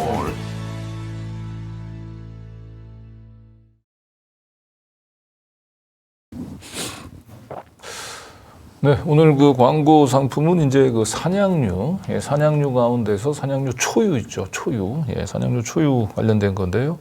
헬시허그 산양류 초유 프로틴 플러스 분말입니다. 그러니까 우유가 이렇게 분말로 되어 있습니다.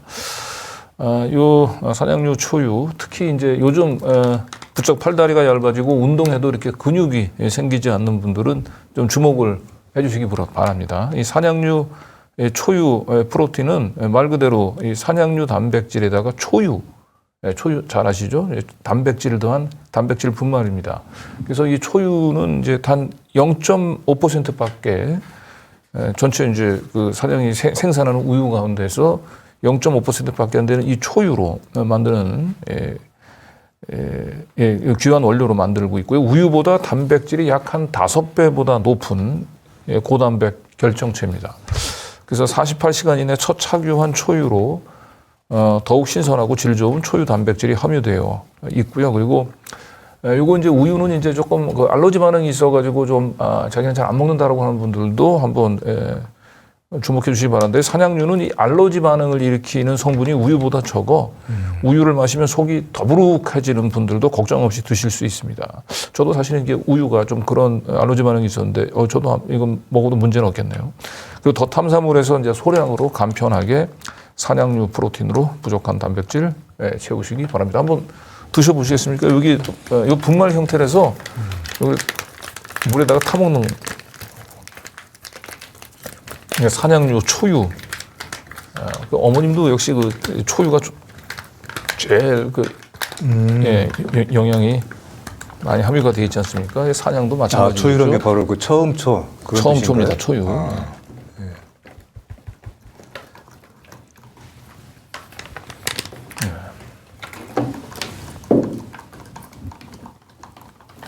이렇게 잘 쥐어서, 그러니까 이제 이 초유를 짜서 이렇게 좀 분말로 이렇게 정제를 한 것 같고, 이렇게 분말로 돼 있어서 아마도 그 이제 우유 알러지 반응이 있는 분들도 이제 부담 없이 이제 드실 수 있는 것 같습니다. 한번 드셔보십시오. 이게 아주 고단백질이라는데 보통 단백질.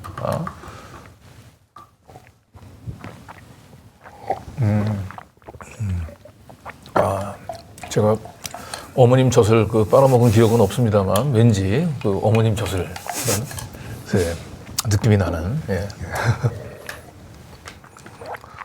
사냥류 초유. 이런 맛은 처음 맛보는 초유의 맛이네요. 기존 우유하고 확실히 느낌은 다르죠. 자, 이게 마지막 가격 정보 알려드리면서 오늘 광고 마무리하겠습니다. 펠시어그 사냥류 프로틴 플러스 분말 20g, 요 20g 요거 같아요. 20g이고 14포. 여기 한 박스인데 한 박스가 18,900원이고요.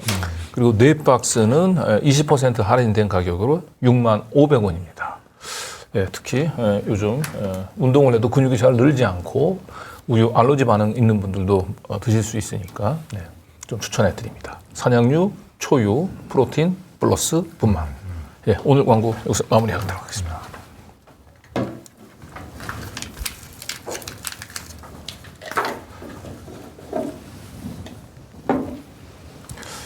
다음 우리 이제 여기서 이제 다음 주제로 넘어가기 전에 우리 시민 언론 민들레하고 더 탐사가 최근 현안 보도 비평 토론회를 지금 기획하고 있죠. 이건 뭐 이명재 대표님께서 안내 좀 부탁드리겠습니다. 지금 이제 한국 언론에서 보이고 있는 3.1절 기념사회니 또 지금의 이런 그 굴욕적인 외교, 대일 정서, 이런 사안들이 한국 언론에서 어떻게 보도되고 있는가 심각한 문제가 있지 않습니까? 이것을 한번 제대로 점검해야 되겠다.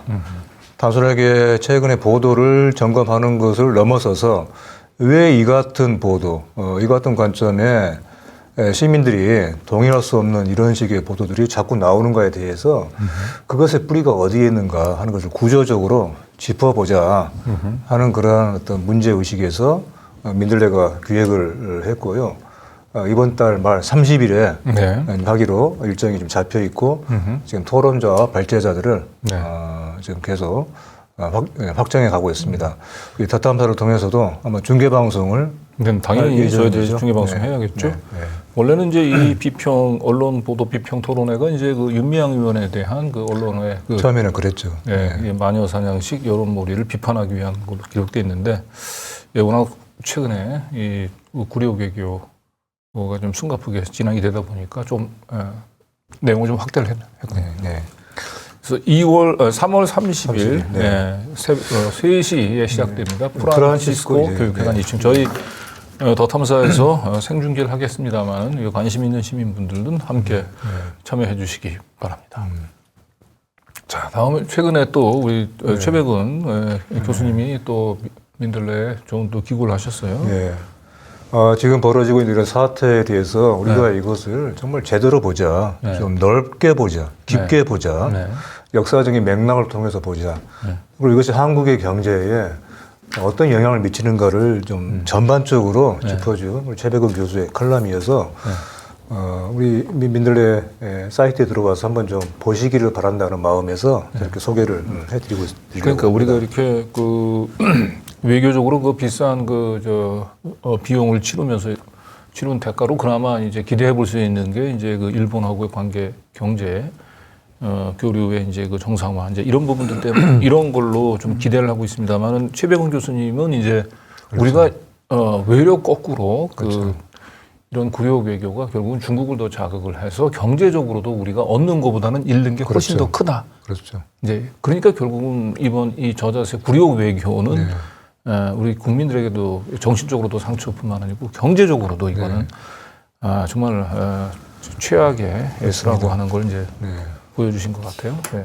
그래서 최근에 실제로 이제 그렇습니다. 드디어 이제 침묵하던 그동안에 지켜만 보던 이제 중국 태도가 지금 달라지기 시작하고 있죠. 예. 실제로 그런 양상이 벌어지고 있다고 하는 것을 우리 민들레의 국제 분야 EU 에디터께서 이렇게 정리를 쭉 해 주셨는데요.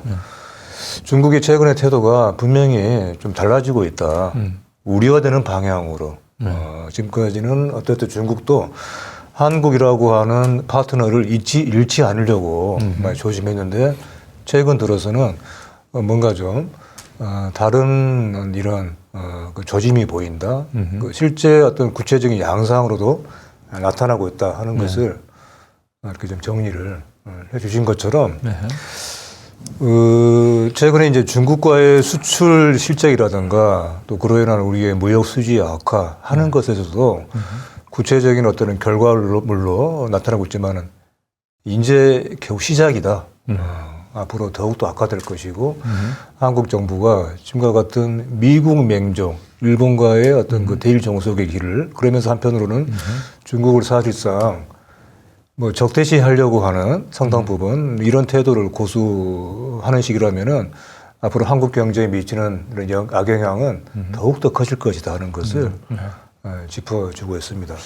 네, 점점 더 우리가 그동안 이제 우려해 왔었던 그 중국의 무역 보복 이런 부분들이 점점 가시화되고 있는 것 같아서 좀 안타깝고 여기 중국의 그 환구시보죠, 그 글로벌 타임스에서 그 논평을 낸 부분들이 있는데 좀 소개를 하자면 3.1절은 한국민의 용감하고 불굴의 저항 정신을 기념하는 날인데 그날에 일본을 향해서 그렇게 아첨하는 말을 한 한국 대통령은 흔치 않다. 참 이 가슴 아픈 지적입니다. 그리고 분석가들에 따르면 그 연설은 외교 정책에서 윤 정부가 최면에 빠져 몽유병 상태에 들어섰다는 것을 보여준 가장 최근 사례다라고 지적하기도 했는데, 뭐 중국 언론의 지적이긴 합니다만, 1.1핵도 저희가 뭐 부인할 수 있는 대목이 없네요. 민망한 얘기네요. 민망한 얘기입니다. 자, 다음 최근에 또 이 조선일보의 김대중 칼럼에서 바로 우리 최백은 칼럼에서 얘기하는 것과는 상당히 좀 거의 뭐 정반대되는 얘기. 정반대이기도 하고 협소한 그런 얘기죠. 그러면 우리가 미국과의 동맹에서 단 어떤 조그만 이런 이의 제기도 해서는 안 된다라고 하는 투에 그런 글을 조선일보로 대표한다라고 하는 바로 저 인물이죠. 저런 글을 지금 한국을 대표한다고 하는 신문에서 좀 보고 있습니다. 그동안 자기들끼리만 이제 모여서 나누던 얘기들을 이제 그 윤석열의 이제 그 3.1절 망언을 계기로 해서 이제 저렇게 대놓고 지면을 통해서 이제. 얼마 전에 우리 강진구 기자 구속 영장 청구 때 서울대 그 민주동문회에서 영장 청구에 대한 규탄声明을 냈고 그때 우리 강진구 기자를 우리가 지켜줘야 되는 자랑스러운 후배이다, 동문이다라고 얘기를 했죠. 한편 지금 앞에 보이는 저 칼럼을 쓴 사람은 서울대 민주동문회가 아니라 서울대 총동창회가 있어요. 거기에서 자랑스러운 관악 언론인상을 줍니다. 네. 아마 그 관악 언론인상의 초대 수상. 초대 수상자이죠. 아, 그렇군요. 네. 근데 이게 저희 다 보면은 진짜 대전환기에 우리가 어떻게 우리나라가 방향을 잡고 가야 맞는가라는 어떤 그런 논쟁이라고도 볼 수 있는데요. 그렇게 보면은. 근데 우리가 다른 거 쉽게 생각해서 일본은 러시아와 이렇게 막 공격하는 것 같지만 실질적으로 사할린 그 가스전 이런 거 다 이익을 확보하고 있거든요. 네. 우리는 그냥 러시아하고 이렇게 하면은 다 모든 걸 갖다가 안 하고 미국도 사실 최근에 숫자 나온 거 보면 오히려 그 중국을 압박하는 가운데서 대중 무역이 늘었잖아요. 그러니까 이 강대국이라든가 큰 나라들은 다 자기 살 길을 여러 가지로 마련해 놓고서 움직인단 말이에요. 이게 어떻게 움직일지 모르니까. 네. 근데 우리는 너무 한쪽 줄을 서갖고 가니까 이게 그렇지 않았을 때 이게 네. 그 대책이 없는 거죠. 그렇습니다. 최백은 교수도 그런 식의 얘기인데 결국은 우리 한국이 진짜 가장 중요한 거는 세계가 어떻게 변하는가를 잘 보면서 네. 이런 때는 행동을 빨리 하는 게 아니라 생각은 빨리 하면서 행동은 좀 신중하게 하는 게 저는 맞다고 보거든요. 그렇습니다. 그런 면에서 예. 지금 윤석열 정부의 행보는 너무 행동이 빠른 거죠. 이 얘기를 하고 싶네요. 동물에게 눈이 두 개 있잖아요. 눈이 두 개 있는 것은 왼편도 있고 오른편도 있으니까 양쪽을 같이 봐라. 아마 그런 의미일 겁니다. 근데 인간에게는 동물이 갖지 않는 이 뇌가 생각하는 뇌가 있어요. 물론 동물도 생각을 합니다만은 인간의 뇌는 좀 특별하죠. 옛말에 이 사람의 두 눈은 앞을 보고 몸의 얼굴에 있는 두 눈은 앞을 보고 머리로는 뒤를 봐라. 이런 말이 있어요. 옛말에. 지금 한국의 대통령이 보이고 있는 이런 시가 이건 사실 두 개의 눈도 아니고 하나의 눈이 아닌가 이런 생각이 들고요. 그 어떤 기관도 그 기관장의 시야를 기관장의 어떤 그 높이를 역량을 벗어나지 못한다 그런 말이 있습니다. 한국이라고 하는 나라라고는 기관이 그 기관장이 가지고 있는 그 시야 거기에 지금 갇혀 있는 그런 극명한 상황이다. 예. 그런 생각이 들어요. 네. 어쨌든 지금 윤석열 정부 출범하고 난 뒤에 그 과거에 상상할 수 없었던 그 여러 정권의 전횡들이 의도한 전횡들이 행해지고 있는데 이것이 전부 다 검찰 독재 공화국이라고 하는 말로 표현이 가능할 것 같습니다. 그래서 오태규 우리 전 총영사님께서 외교 안보 문제뿐만 아니고 국내 사회 현안에 대해서도 이렇게 칼럼을 보내오셨는데 몇 가지 좀 먼저 소개 좀 올릴까요? 건폭과 학폭 그리고 더킹과 더 글로리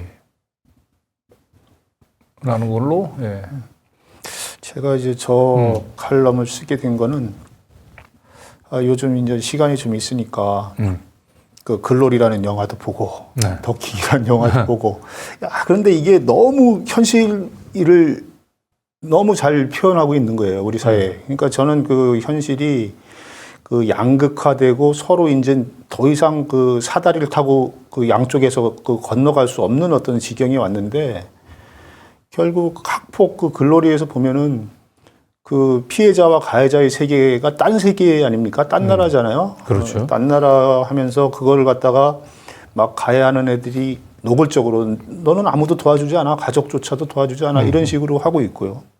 이 건폭이라는 부분도 사실 어떻게 보면은 이 검사가 모든 거를 수사도 하고 기소도 하고 하니까 자기가 좋아하는 자기 편은 건들지 않고 자기 편이 아닌 건 뭐 진짜 인디언 기우제 수사식으로 하고 근데 결국은 이게 이해를 대변하는 거는 뭐냐면은 양극화에 가진 자들의 어떤 세계라는 거죠. 요번에 그거를 갖다 대표적으로 연결시켜 준 게 정순신 사건 아닙니까? 그렇습니다. 나는 정순신 사건 진짜 절묘하게 터졌다. 이 두 가지 세계가 결국은 하나로 연결돼 있다는 거를 이보다 더 잘 보여주는 게 어디 있겠느냐라는 어떤 그런 생각으로 이걸 좀 하고 싶었고 또 한 가지는 미디어들이 문제가 많다. 미디어들이 이런 문제를 검찰의 어떤 문제라든가 학교 폭력의 문제를 이렇게 구조적으로 이렇게 봐줘야 되는데 오히려 영화나 드라마가 이렇게 하는 것에 대해서 좀 부끄럽게 생각해야 된다. 네. 그렇죠? 그런 그렇습니다. 생각이 좀 들어서 좀 써봤습니다. 네. 옛날 우리 속담에 뭐 때리는 시어머니보다 말리는 시누이가 뭐 더 밉다 이런 얘기들이 있는데 사실은 이런 검찰의 그 이런 무도한 천행들, 이 검찰의 폭력에 대해서 견제 역할을 해야 될 그 언론들이 외려 그 검찰에서 흘리는 기사들을 여과 없이 받아 쓰면서 마치 검찰 폭력을 또 미화하고 정당화하는 그래서 검언 동맹 수준까지 발전했다 이런 지적도 해주셨네요. 다음 칼럼은 이제 법비님들 감사합니다, 기억하겠습니다라고 칼럼을 쓰셨는데, 예, 이거는 그 곽상도 씨가 50억 뭐 돈을 받았는데 아들을 통해서 받았는데 이 판결이 무죄가 났잖아요. 이거에 대해서 진짜 너무 허탈하지 않습니까? 네. 남들은 뭐 500원 뭐 얼마 그 기사는 그때 몇 200원인가요? 500원인가 저 해서 저 그 구속되고 그 죄를 받고 그러는데 50억을 했는데 이렇게 한다. 그거는 우리가 상식적으로 이해할 수 없는 거고 그것을 피해 나가는 것은 결국은 법기술자들, 법비들이 그걸 그 기소하는 단계부터 허술하게 기소를 한 측면. 그다음에 또 거기에 또 놀아나서 그 판결을 그렇게 하는 사람들. 결국은 저는 우리가 여러 가지 이 사람들을 견제하는 방법도 있지만 이 사람들이 이름을 그 나쁜 짓을 한 사람의 이름을 기억하는 거, 역사에 남기는 거 이것만큼 견제하는 또 좋은 방법이 없다 생각하고요. 그런 면에서 미디어가 앞으로 그 판결 기사, 기소 기사, 검찰 기사 이런 거 쓸 때 알려졌다, 전해졌다 이런 식으로 쓰는 거는 거의 가짜 기사 수준으로 우리가 취급을 해야 된다. 그래야 될 것 같아요. 정확하게 이름. 왜냐하면 자신 있게 기소했으면 자신 있게 기소한 사람의 이름을 써야 될 거고 판결하는 이름을 써야 된다고 저는 보거든요. 왜 그렇게 어려운 일이 아니거든요. 앞으로 그렇게 했으면 좋겠다. 그러니까 법조계 뭐 검찰 뭐 법원 법조계 뭐 소초동의 한 인사 뭐 이런 표현으로 그렇죠. 이런, 지금도 그런 기사들이 뭐 계속 쏟아져 나오잖아요. 네, 그래서 이런 이제 익명의 그늘 속에서 숨어서 결국 법비들의 이제 이익을 관철하는 이제 그런 사람들을 실명으로 이제 우리가 고발하고 그런 이름들을 기억을 하는 거 그것이 어떻게 보면 제대로 된 민주주의를 향한 우리 시민들이 해야 될 일이 아닌가 그런 생각도 들고 저희 더 탐사에서 지난주에도 방송을 하면서 얘기를 했습니다만 앞으로는 사실은 뭐 이제 특검법들 발의되고 뭐 이러긴 했습니다만 그보다 더 중요한 것은 기본적으로 그 삼권 분립을 부정을 하고 그 검찰권을 남용하는 매키 헌법에 보장된 기본권을 유린하는 이런 검사들 또는 판사들은 국회가 151석에 걸리면 탄핵이 가능하지 않습니까? 그래서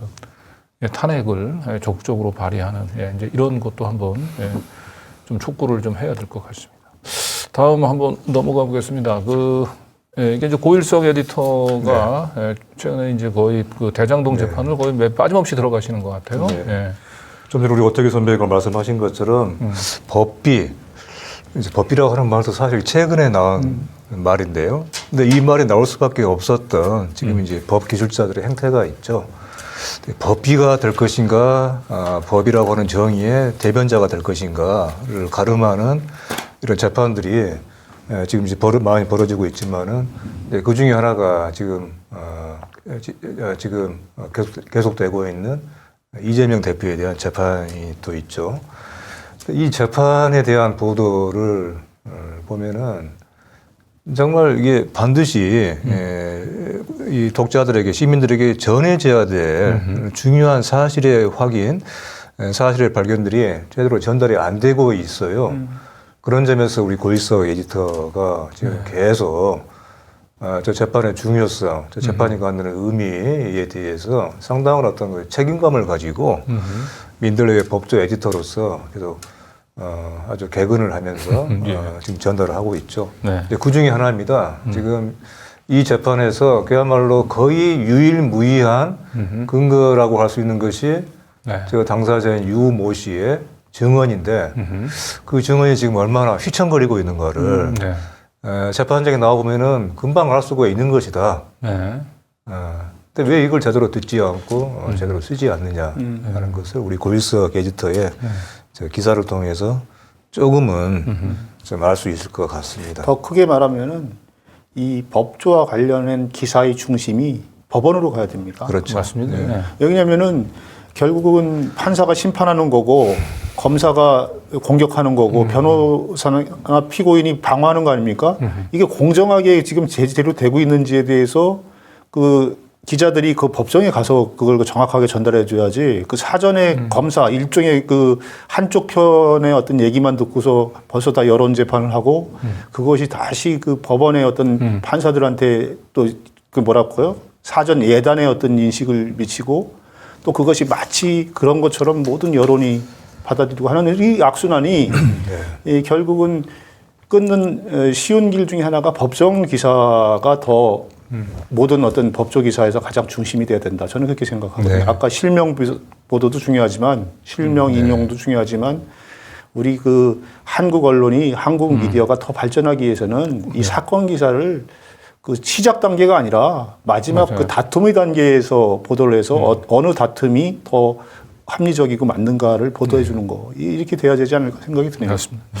저는 이제 미디어에 관련한 이제 전문 용어 가운데서 인지적 구두쇠라고 하는 그 말이 있더라고요. 인지적 구두쇠라고 얘기하는 건 사람들이 기본적으로 첫 번째 받은 그렇죠. 인상, 첫 번째 들은 얘기, 그러면 그 뒤에 그것과 다른 얘기들에 대해서 깊이 고민할 생각은 안 하고 그냥 첫 번째 들었던 얘기에서 벗어나기가 어렵거든요. 그걸 이제 인지적인 구두쇠라고 얘기하는데 지금 대부분의 법조 기사들은 검찰에서 수사 결과 발표해주면 사람들은 그거 보고 이미 거기서 비리 정치인으로 낙인 찍으면 그 사람은 그냥 나중에 법원에서 그 무죄가 선고가 되더라도 그렇죠. 그 뒤에 판결은 기억이 없습니다. 네.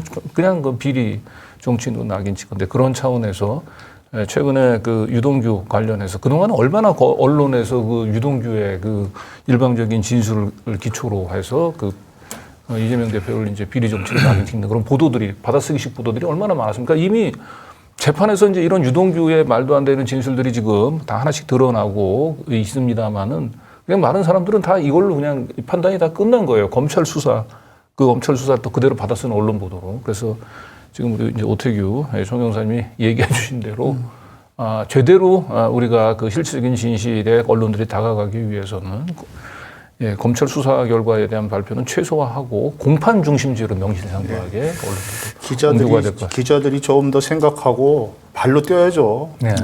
그 남의 어떤 입에만 의존하지 말고요. 편리한 어떤 입에만 의존하지 말고 자기가 스스로 땀 흘려서 찾아다니면서 그 실체적인 진실에 그 뭐라 그럴까요? 그 육박해 간다고 그럴까? 다가가는 어떤 그런 근접해 어떤 가는. 기자들이 네. 필요하지 않을까. 예. 대표적으로 검찰이 그렇지 않을까 이런 생각이 듭니다. 그렇습니다.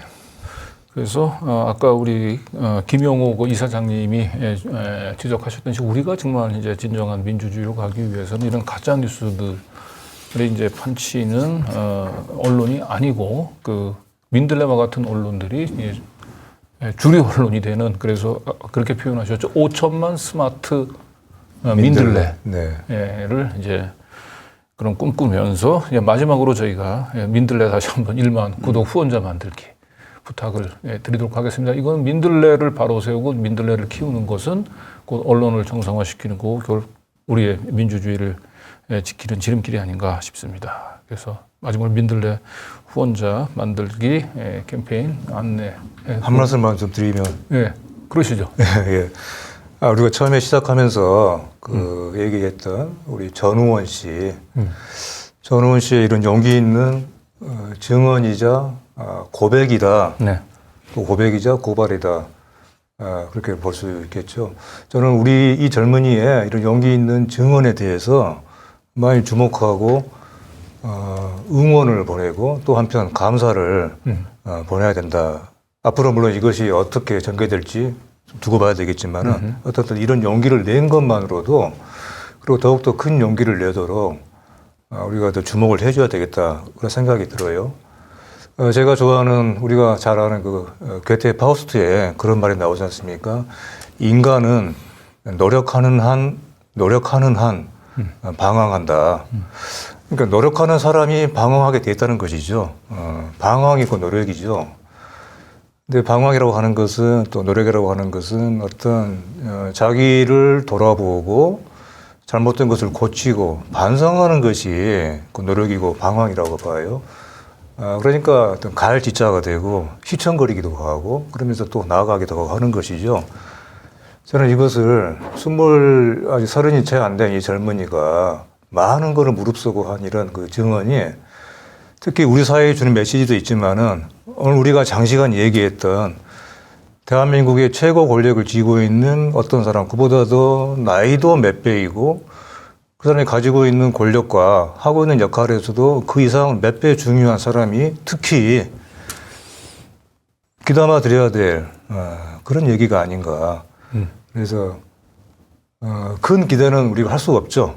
하지만 최소한의 왜 사람에게 눈이 두 개이고 생각하는 머리가 있는가에 대해서 한번 생각을 해보라고 하는 그런 주문 아닌 주문을 하고 싶네요. 네. 네. 우리 어떻게 정 선생님도 뭐 글쎄요. 말, 예. 오늘 하여간 뭐 우리 여기 그 초청해 주셔서 덕분에 또 좋은 얘기 나눴고요. 네. 이런 어떤 우리가 하여간 여러 가지 어떤 사안이 있을 때 그 사안이 가리키는 어떤 손가락이 가리키는 어떤 방향을 좀 보고서 가야지 손가락을 쳐다보고 자꾸 판단하지 말고 우리 그 더탐사도 마찬가지고 많은 어떤 미디어들이 조금 더 사명감을 갖고 책임감을 갖고 이렇게 좀 고쳐 나가야 될 것 같아요. 제가 볼 때는 미디어가 참 중요합니다. 민주주의의 어떤 가장 중요한 거를 지금 제가 현역 언론으로서 이제 바깥에 나와 있으니까 더 미디어가 중요하다. 네. 참 미디어라는 것들이 대단한 영향력이 있는데 왜 미디어가 이렇게 불신받고 있느냐. 조금 더 우리가 더 노력해서 그런 어떤 불신도 털어나오고 좋은 기사도 많이 쓰고 또 세상도 좋게 만들고 이런 어떤 하나의 어떤 뭐 선구자 아니면 어떤 주역이 됐으면 좋겠다. 선도자. 네. 네. 네. 네, 감사합니다. 어쨌든 최근에 예, 윤석열 정부의 그 굴욕 외교 참사 때문에 예, 마음들이 많이 착잡하실 텐데 그래도 저희 이제 민들레 그리고 우리 더탐사 보시면서 좀 오늘 또 특히 이 방송 시청하시면서 좀 마음의 응어리가 조금 풀렸으면 합니다. 그리고 저희 뭐 시청자분들 중에 이제 일부 의견, 그 포털에 아무리 가도 사실은 제가 읽고 싶은 어떤 기사들이 없는데 민들레 그나마 들어가면 그래도 일반 언론에서 볼 수 없는 그런 기사들이 있어서 좋다 이런 얘기를 했는데 민들레가 앞으로도 정말 더 많은 더 큰 역할을 하고 우리 왜곡된 언론 지형에서 바른 언론의 길이 뭔지를 더 보여줄 수 있도록 더 많은 후원 부탁드리면서 오늘 방송은 여기서 마치도록 하겠습니다. 두 분 수고하셨습니다. 네, 시청자 감사합니다. 네.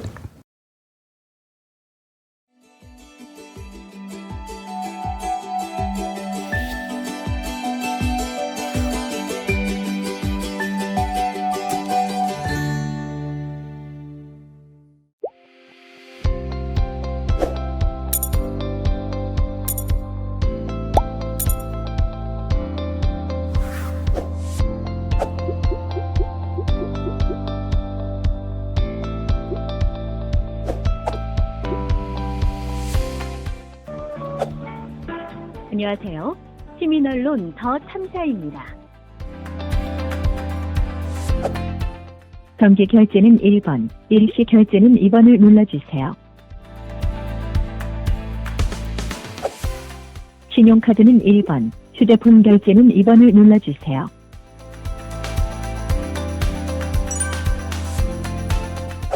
결제 금액을 선택해주세요. 1만 원은 1번, 3만 원은 2번, 5만 원은 3번을 눌러주세요.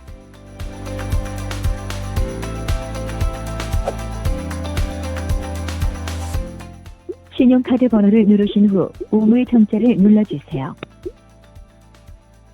잘못 누르신 경우 별표를 눌러주세요.